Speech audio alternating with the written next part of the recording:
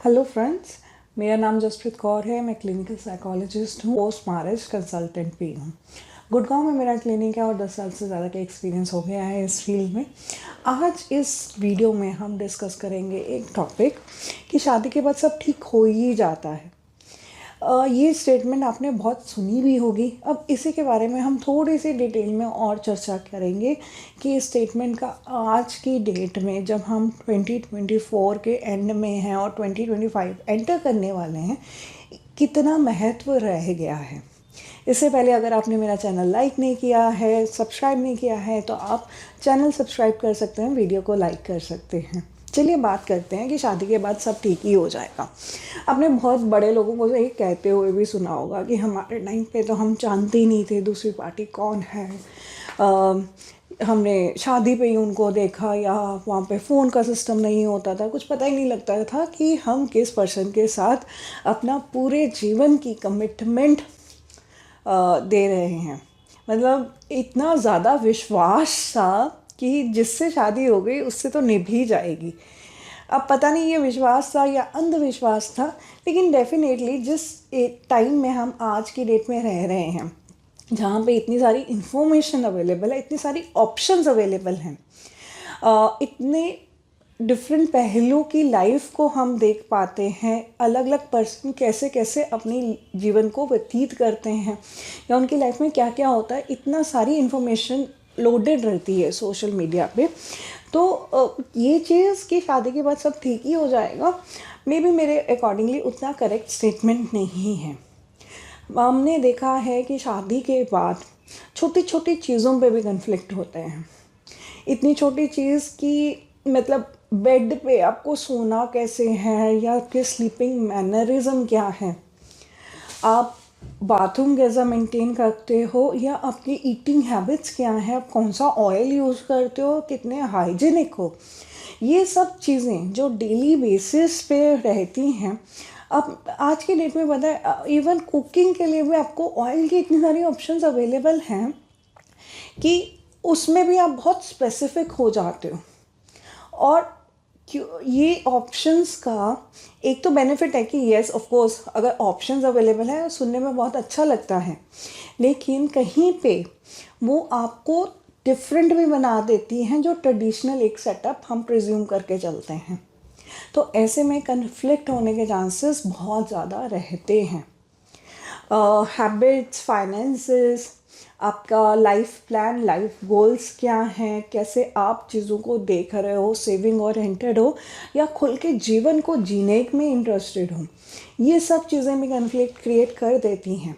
तो ऐसे में हमें करना क्या है या इसका सल्यूशन क्या है, मैं सिर्फ प्रॉब्लम के साथ आपको नहीं छोड़ूंगी, बट एक क्लियर कट सल्यूशन है इसका। वो है प्री मैरिटल कंसल्टेशन।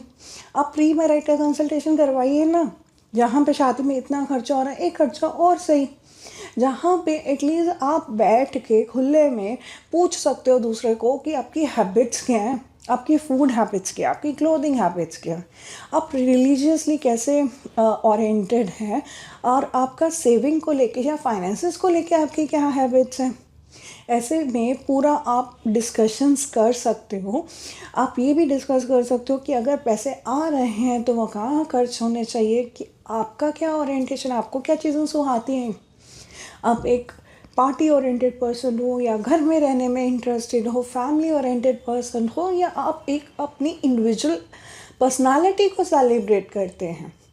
तो ये सब चीज़ें हम प्री मैरिटल कंसल्टेशन में बैठ के डिस्कस कर लेते हैं। इसके साथ ही अगर कपल्स को पर्सनली भी प्री मैरिटल कंसल्टेशन सीख करनी है तो उसमें एक प्राइवेट सेशन हो जाता है, जिसमें सिर्फ प्रोबेबल दूल्हा और दुल्हन ही बैठे होते हैं, और वहाँ पे बैठ के वो अपनी पर्सनल चीज़ें भी डिस्कस कर लेते हैं। इवन सो कि आप वार्डरूम कैसे अरेंज करके रखते हो, बेडशीट कितनी देर में चेंज करते हो, आप कौन से ब्रांड के कपड़े पहनते हो, या आप कौन से सोप्स या कॉस्मेटिक्स यूज़ करते हो। ट्रस्ट मी, ये सब चीज़ें बहुत इंपॉर्टेंट होती हैं, क्योंकि ये सारी चीज़ें जो मैंने अभी तक आपको मेंशन की, ये हमारे डेली बेसिस पे इनके साथ एनकाउंटर होता है। और अगर आपको किसी पर्सन की कोई चीज़ पसंद नहीं है, एटलीस्ट वो आपके सिलेबस में ही नहीं था। एक तो चीज़ होता है कि हाँ मेरे लिए ये न्यू इन्फॉर्मेशन है, मैं इसके लिए प्रिपेयर हो जाऊँ, थोड़ा उसको जान लूँ। जो टाइम आपको मिल सकता है शादी से पहले भी, तो आप उसको एक डिफरेंट पर्सपेक्टिव से देखोगे। वही चीज़ आपको एकदम से शॉकर मिलती है तो पर्सन खुद रिजेक्ट करने में ज़्यादा इंटरेस्टेड होते हैं।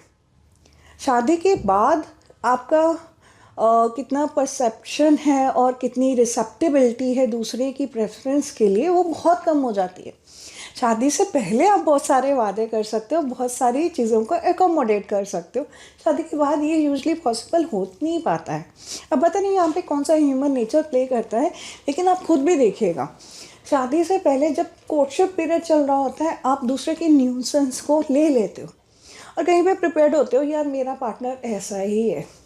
पर शादी के बाद अगर आपको कोई out of the syllabus question आ जाए या कुछ बिहेवियर ऐसा नोटिस हो जाए जो आप नहीं एडजस्ट कर सकते हो, तो वो आपको हमेशा नैग करता रहेगा थ्रू आउट द डे। चाहे आप घर पे हैं, चाहे ऑफिस में हैं, चाहे आप अपने पार्टनर के साथ ही वेकेशन पे गए हैं, वहाँ पे भी वो चीज़, वो थॉट आपको परेशान करती रहेगी। तो क्यों ना प्री मैरिटल कंसल्टेशन करवा लें।